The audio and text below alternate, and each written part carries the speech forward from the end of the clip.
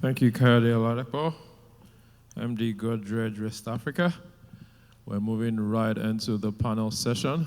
I'm sure that you enjoyed and learned a thing or two or three things from that session. Some of my takeaways, can we have the team to put up the seats? Come start to do that now. Talked about size and fragility, and says that size without fragility, size without integration is fragility. Size without integration is fragility. So if you're big but not integrated or not well integrated, then you are fragile, you are not resilient, and you might not be here for the long haul. And at the very beginning, it was clear, go big or go home. So how many people are going home today? How many people are going big? Can I see a show of hand? Yeah, you either go big or you go home. So if you are not there, let's know you are not there. If you are there, let us know that you are there. Be the talk of the town, in your sector, in your space, in your niche. Let us know that you are there, not just by shouting, but by making the proper impact. And one of the things he also said was that we lose money when we don't allow data and data velocity to lead. Data and data velocity. So, as data is life, it is life not only on our phones for browsing or for checking the internet. The data that helps us to take business decisions is also very key. And he added that a feedback loop is what will determine the successful companies of the future. So it shouldn't be one-directional communication, mono-directional communication. We must be open to feedback. We must be receptive to feedback. And he added also visible availability as the most important KPI. Visible availability as the most important KPI. And in one of the last charts that he showed what can happen in 7 years when a player is integrated. In 7 years, you clearly have taken flight. I thank you for listening. I thank you for your time. We're moving on to the panel session. It's a two-man session, and the moderator is Eniola. Is Eniola around? The general manager of Excite. Eniola Ayodele Ali. Yes, she's already making her way to the stage. You're welcome, Eniola Ali. Please take your seat. The Chief Executive Officer of Bolson's Group, which is a diversified conglomerate operating in the food distribution and FMCG supply chains across Nigeria and West Africa. He provides strategic and operational leadership across the group's portfolio, driving revenue growth and market expansion in high-volume, distribution-led environments. His responsibilities span commercial execution, supply chain coordination, and route-to-market systems. He was with us last year where he delivered an excellent keynote. Please welcome Mr. Narendra Nagaka. And the other person on the panel is a supply chain and program manager at Honeywell Flour Mills PLC. He's a seasoned operations expert with over 2 decades experience in supply chain and FMCG operations across Nigeria. He has held senior supply chain leadership roles at organizations including UAC of Nigeria, PZ Cussons, Pladis, Notori, Honeywell, and Flour Mills of Nigeria. He holds a degree in chemical engineering and an MBA in operations management, and a postgraduate certificate in business process management from the University of Warwick in the UK. He is passionate about building high-performing teams and sustainable business systems. Eniola, over to you. Thank you. Good morning, everyone. Thank you for making it down here today. We are just going to get right into it. This panel is themed The Sovereignty of Scale and How Mastering Integrated Supply Chains Create Regional Dominance.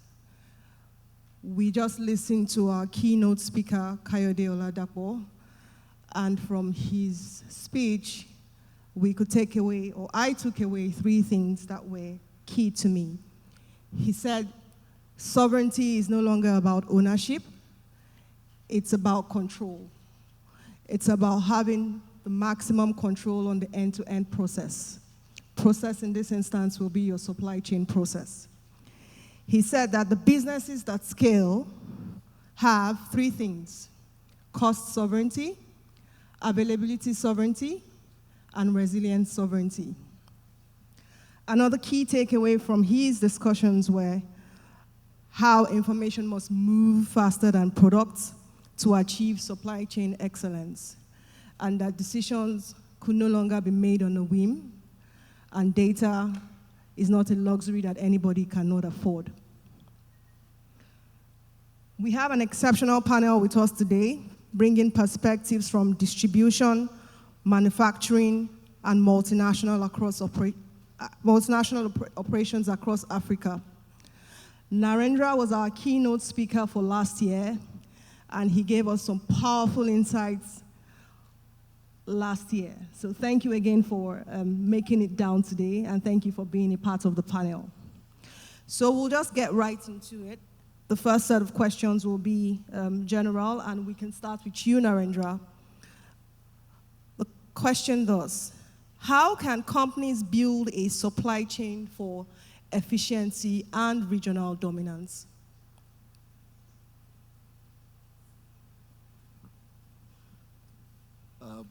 Morning all. Thank you for being here, and thank you for having me here. Supply chain is a word which is used in many different ways by different people within the same organization. The first thing we would look at is what are our long-term objectives, and how do we ensure that the long-term objectives are aligned with the brief that the supply chain would have been provided. And these 2 integrations would help us look at a long-term, more future-oriented, as the speaker mentioned very clearly, that we should not be looking at what is happening today, tomorrow. I think we should all be working on the next 5 to 10 years plan on how the market is going to develop, what would be the limitations going forward, how would the consumer be probably reacting, because there are a lot of case studies across the world from where we can learn how the markets have developed, how the consumers have graduated, how the consumers' thought process has changed. I'm sure there is a pattern everywhere which we have seen, and based on these learnings, we can bring things together on a 5 to 10 year plan and create a proper concrete roadmap which will ensure success in the future.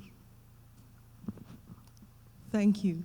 So if I hear you, you say that plans should be made long-term, patterns have been established that can enable businesses, organizations, make those decisions for 5 to 10 years in such a way that they are able to envisage contingencies, envisage pattern changes, and make those plans to support them. Thank you very much. Tayo, you would also want to contribute to this question? Yes. How to build a supply chain for efficiency and regional dominance. Okay.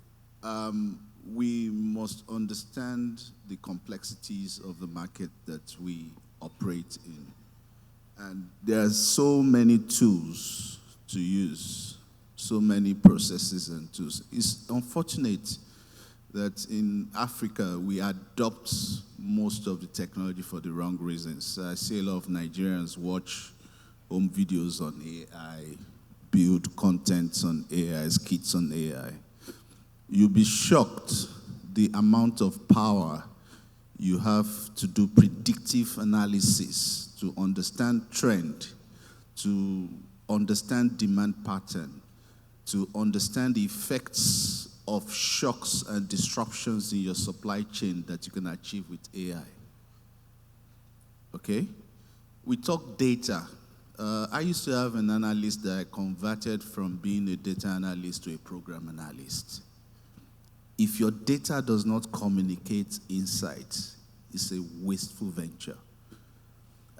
If the quality of data is not ascertained, and I give very live example, when we were trying to digitize footprints, and you had a situation where truck number could read AP199KT, AP-199KT. For one single truck incidence or activities, you can have 5 identity parameters. That data is messed up. It's not useful. So quality of data, you have to invest in it. You have to invest in integration purposefully. And it has to be as much as to the level of managing the interface, defining your service levels. I give an instance when we were going to set up a control tower for creating visibility along the value chain for our delivery systems. The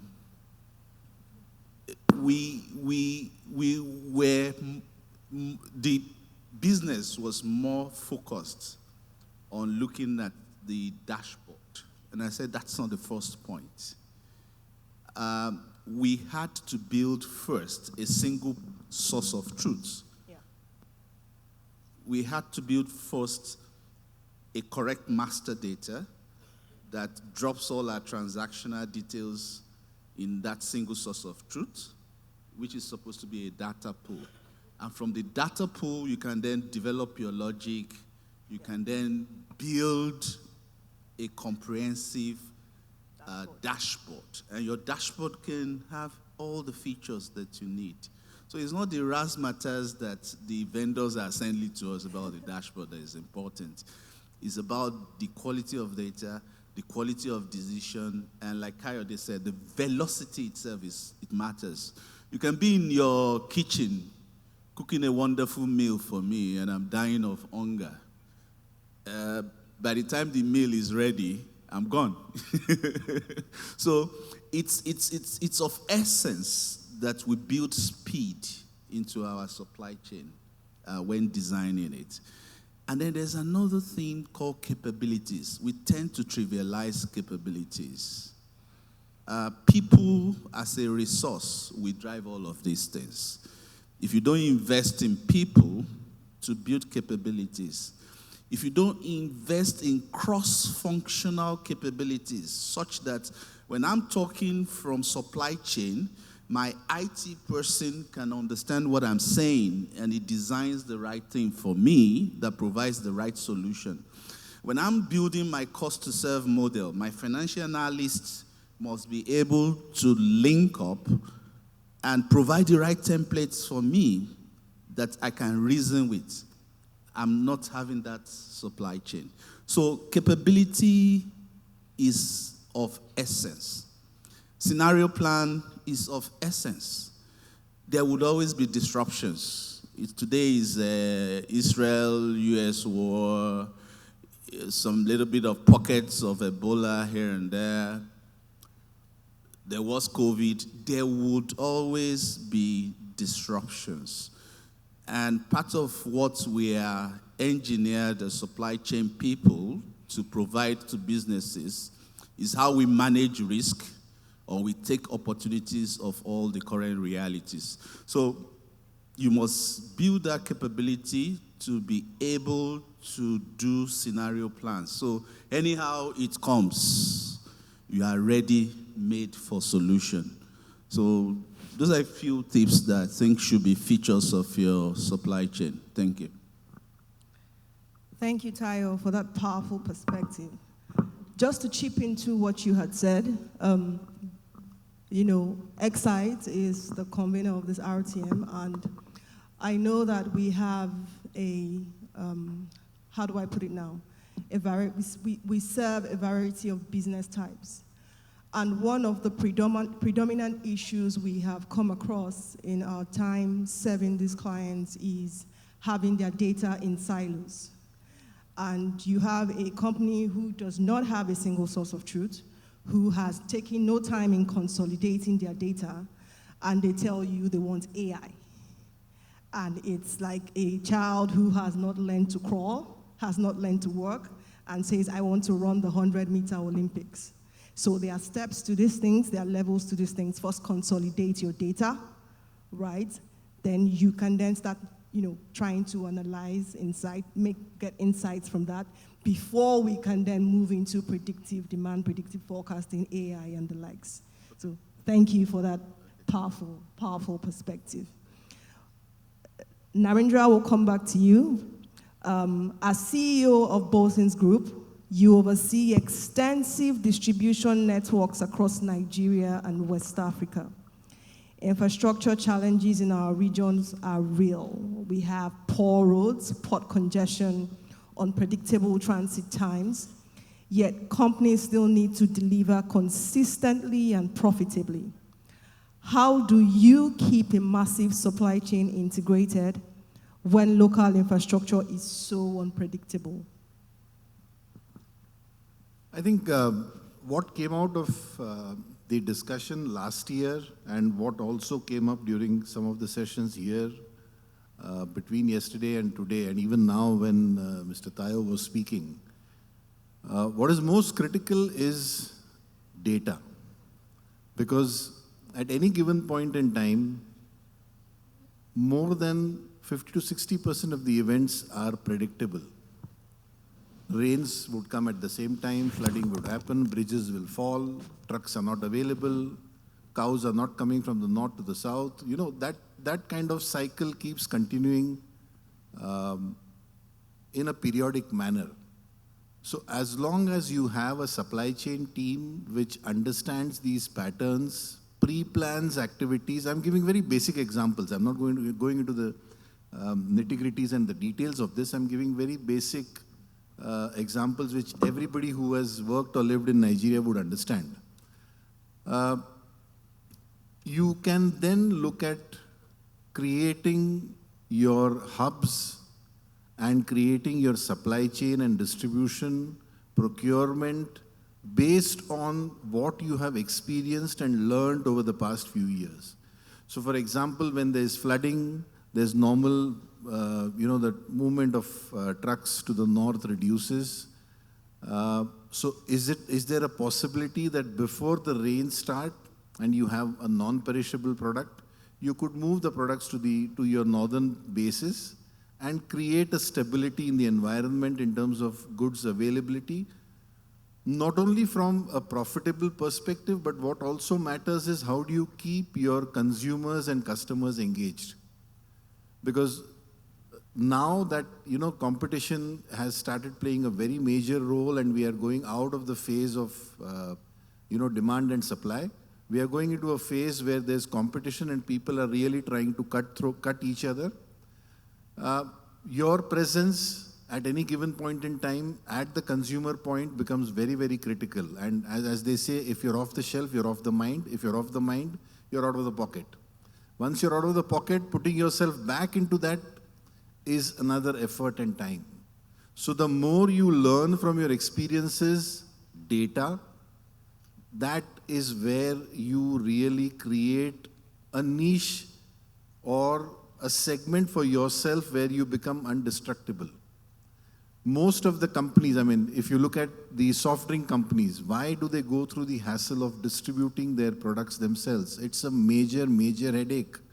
But unless they do that, it cannot work. And once you get out of the list of preferences that a consumer has, getting it back is going to cost you probably n times that money. So I think this is where we need to learn from is data and understanding how patterns work. Thank you, Narendra. So it also ties back into what Tayo said. as much as we like to say that the region is unpredictable, there are a significant amount of things that you can still predict. So how are businesses learning from those experiences? How are they making use of the patterns that have been established by the consumers? How are they leveraging that with the use of data in order to plan around their supply chain, optimize their processes, and achieve excellence? Powerful perspective. So Tayo, will come back to you. You've spent decades managing supply chains for essential consumer products. In your world, products aren't optional purchases. Millions of families depend on them daily. When we discuss the sovereignty of scale, how does mastering an integrated supply chain for high-volume daily essentials create dominance? I mean, Narendra has said when you're off the shelf, you're out of their mind. When you're out of their mind, you're out of their pocket. And when you're out of their pocket, to come back on those three places will take the business time, effort, and a whole lot of capital. I've worked all my life in FMCG, just a few shots in oil and gas or fertilizer. But one thing is critical, or a few parameters important for a resilient supply chain that delivers FMCG. Quality, cost, availability, speed, and flexibility. When you get those things right, you're on top of the game. Just a little detour. I don't want to go big. I want to go smart. Because there's a possibility of big for nothing indication.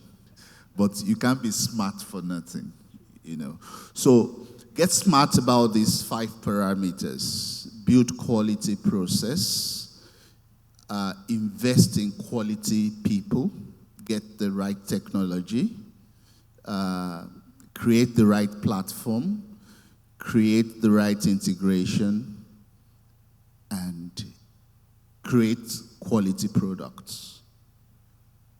It's given. Cost.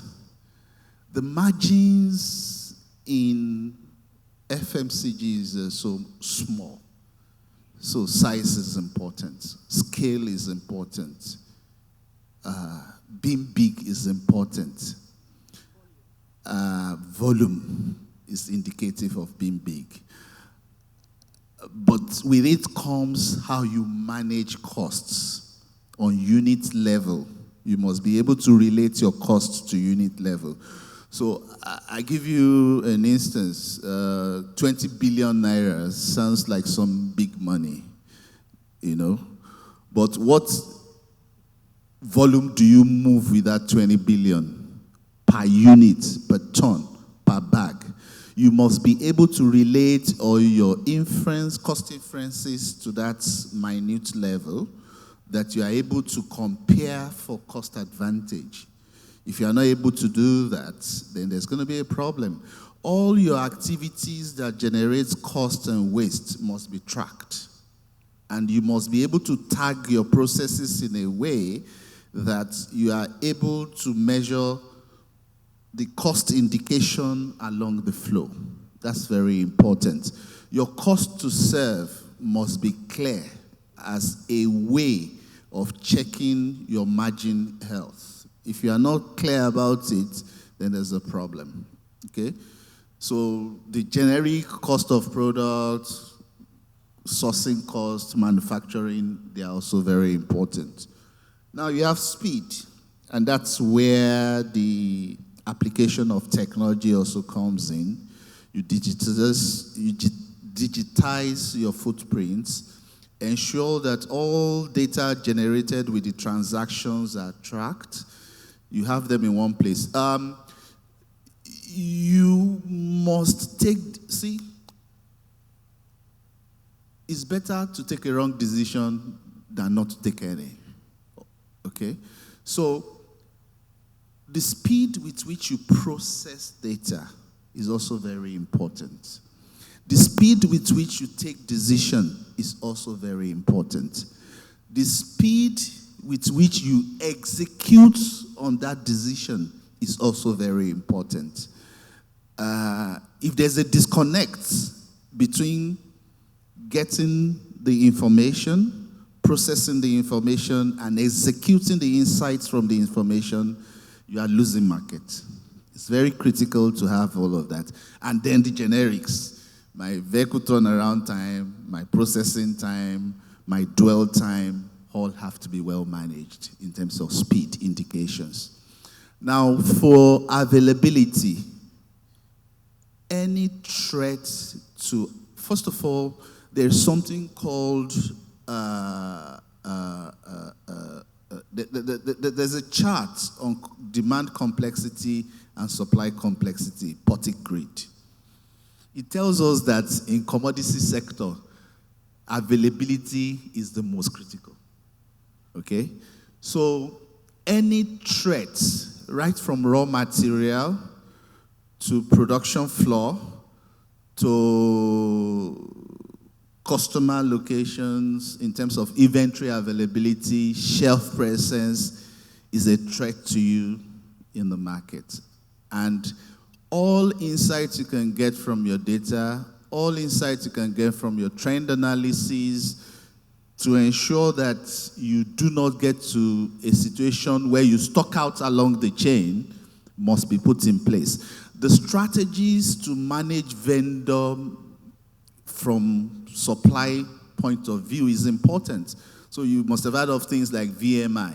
So you must be in partnership, you must be in collaboration and integrate, not only on material, but also on the data flows as well, such that there are apps, there are systems within your vendor, your customer, and your own processes and business and organization that enables you to catch those insights and then ensure that you don't run out of stock. Because any threat to availability and at touch point is an issue. So we're having situations like this now that you even go as far as integrate into customer systems, such that you can have customer managed inventory, you can do replenishment, but that is only helped because you have visibility into the customer processes and organization. You can help them build that capability if it is necessary, such that you help yourself by helping your partners. And flexibility also, that deals with situations around us being agile. Do we have to do shifts? If we don't have to do shifts, we don't have to do shifts. Do we have to invest in certain capacities? Is it 15 tonners that will deliver in Lagos? Is it 45 tonners that give me the cost to serve advantage? So your carriage mix, your customer variety and all of that has to be mapped. Your network planning, all of this has to be looked from a situation that no one size fits all. You must be able to manage the differences that you have across your chain. And also, as situations are changing, you must adapt and be quick about it as the agility required. Thank you. Thank you very much, Tayo, for that very robust response. One of the key things that jumped out to me, especially in reference to high volume daily essentials, is when you mention threat to availability and how any threat to availability must be nipped at the bud. A second key thing is in terms of speed to respond, speed to adapt, because in as much as we say that things can be predicted to a large extent, businesses must also be agile enough to respond to consumer eccentricities and changes that may occur along the line. We have a last general question, but I would like to start with Narendra. And it's, what is the single biggest supply chain capability African companies must develop over the next 5 years? The single biggest supply chain capability. I think if I may use the expertise of Mr. Tayo and the guidance that he has given us today, and also what we have seen in the last year's presentation and what we have seen today and yesterday. What is most critical is getting your data right.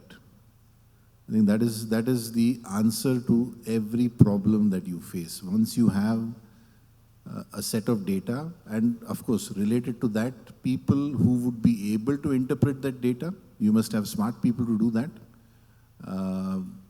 Softwares to a large extent, but yes, you need, I don't think we have still reached a stage where a human brain can be replaced. So you would need some good human brains for that, to analyze and understand what does the data tell you.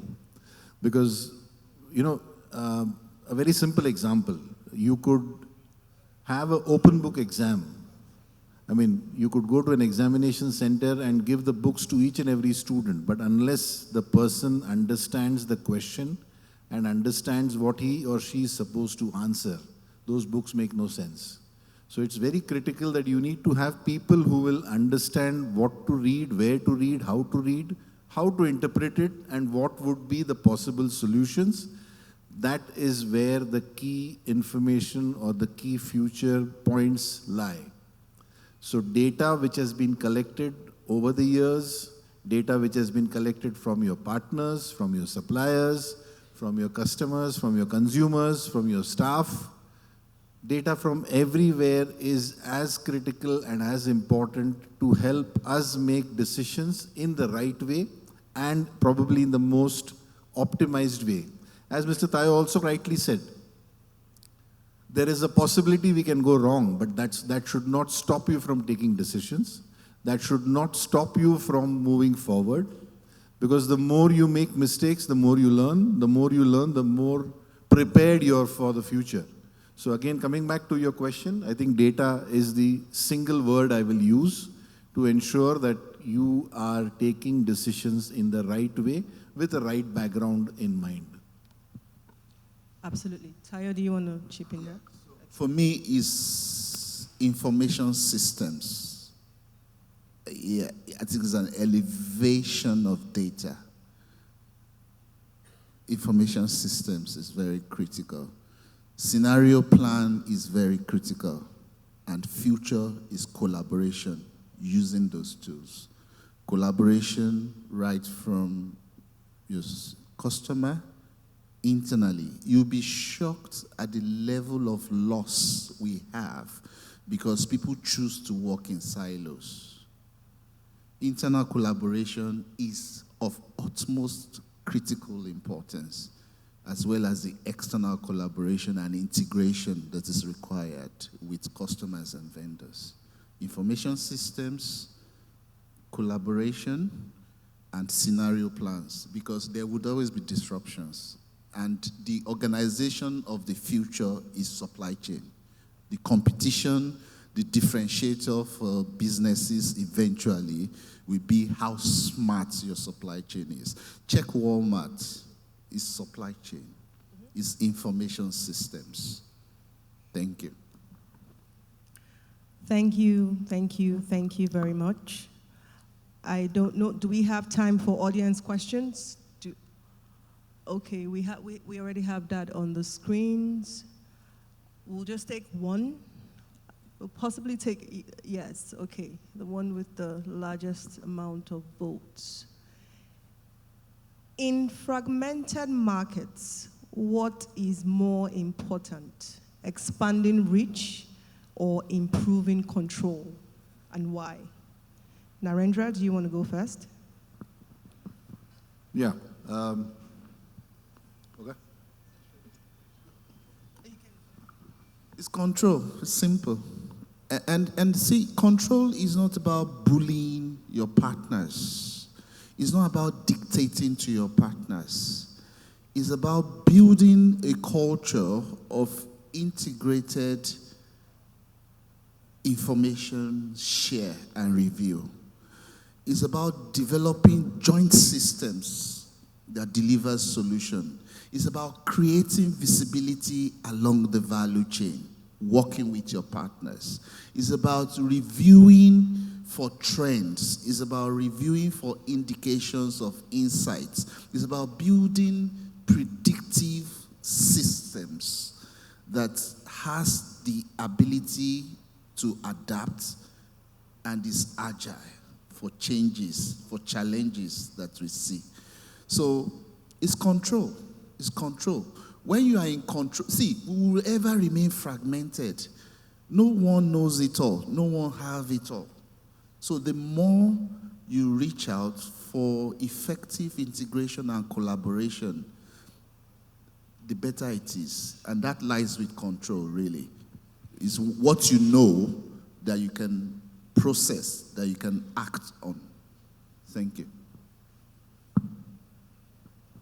I think I'll align with Tayo in what he is saying, but I also belong to the school of thought that there's never a single word answer for anything. We are in such a dynamic environment where the same situation could lead us to maybe 2 types or 3 types of answers. And that's where, again, the data and the integrated systems that we would use would guide us to take a decision on whether we should go in direction X or direction Y. So I would still keep my feet on both the boats and take a decision at that point in time based on the data available and what is driving us in the direction. This could also be different for different industries. I don't think there's a single line answer for anything. Industries would vary, geographies would vary, products would vary, timing would vary. From that perspective, I think it's better to evaluate on both the sides and see what is helping us in the long run. Okay, different school of thoughts there. Narendra is leaning towards making that decision based on the factors or the events at the time and not having a one-size-fits-all strategy. Tayo is leaning towards something more defined and definite, control. And it also ties into what the keynote speaker had said in his theme, where he said, sovereignty isn't about ownership, it's about control of the end-to-end process. He had also said, scale is no longer about the businesses who have the largest warehouses, but building an integrated system. But it also makes sense to want to consider the factors at hand at the time and make the decisions based on that. So at this point, I think Tayo and Narendra would agree to disagree. Okay, powerful insights from the panel today. I think we have run out of time for this session. Sorry. I don't know, is there any? Yeah, okay. we can take one question from the audience. We can take one question from the audience. One Okay. question, anybody? No question, all right. No questions, okay. No question. Thank you very much. Please put your hands together for the panelists. We have a token to appreciate you. Mr. Narendra, please hold on. Please hold on. We have a token to appreciate you. Kindly drop your brochure on the seats because your hands have a small assignment. I'd like to invite Mr. Ayo Ayedokmon to make a presentation after this group photograph of the panelists and the moderator. Panelist and moderator, please step forward. Step forward, close the gaps. The photographers want to shoot you. So, photographers, shoot. Thank you. Everybody say Narendra. Everybody say Gubusui. Everybody say Eniola. Everybody say Bosins. Everybody say Flour Mills. Thank you. All right, Mr. Ayedokmon, please do us the honors, one after the other. Mr. Narendra first. Please look at the cameras. Thank you very much, Mr. Narendra. We appreciate you. We don't take you for granted being with us back to back 2 years. Thank you very, very much. Mr. Ogumbusui, please step forward to receive it. You've made a very flowery presentation, depicting that you actually work with flour mills. Thank you very, very much. Congratulations. And Eniola, the home girl, for doing a good job of poking them and getting the insights from them. You package this and you're receiving the package that you package. Congratulations. Thank you very much. We're